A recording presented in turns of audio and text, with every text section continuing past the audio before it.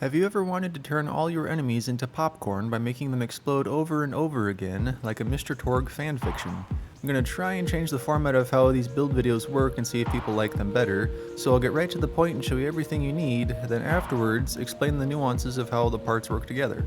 First, you're going to need the standard Void Titan Sentinel Shield. For aspects, use Controlled Demolition and Offensive Bulwark.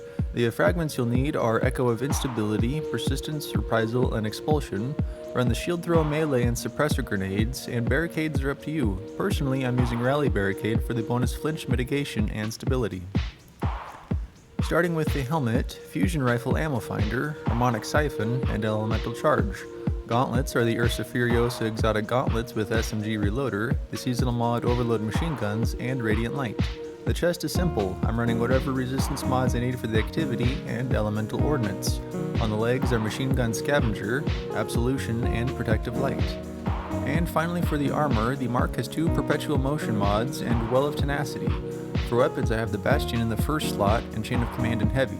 In the energy slot is Hero's Burden from Iron Banner with Well-Rounded and Repulsor Brace.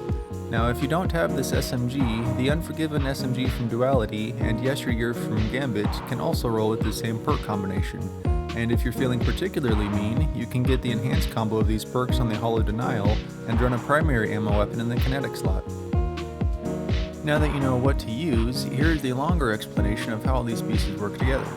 First is using armor mods to increase survivability. Elemental Armaments makes it so your energy weapons will randomly spawn elemental wells on kills, and since Chain of Command has the Osmosis perk, we can also use it for generating wells after throwing a grenade.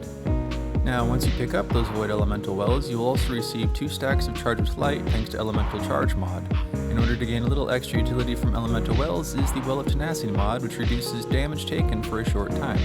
Since you're going to be using your super a lot, Radiant Light mod is great for your teammates because it will make them charge with light every time you cast your super, and you will be casting your super a lot. And finally is the Protective Light mod, where when you're charged with light, you gain a significant boost to your resistance when your shields are destroyed. Now, Protective Light isn't as good as it used to be, but it is still useful in those close encounters of the champion kind. Now for the subclass stuff, Controlled Demolition makes everything hit by Void Ability or Volatile Explosion volatile. It will also give you and nearby allies health when a volatile target explodes nearby. The Offensive Bulwark aspect gives both faster grenade charge rate and increased damage of melee hits when you have an Overshield. This is an important part of the aspect to remember. Overshield equals better abilities. Now Echo of Instability gives void weapons volatile rounds, and Echo of Persistence makes overshields last longer, which you will be getting constant overshields. This is also where the purple popcorn comes from. Enemies all explode with multiple explosions, like putting a bag of popcorn in the microwave.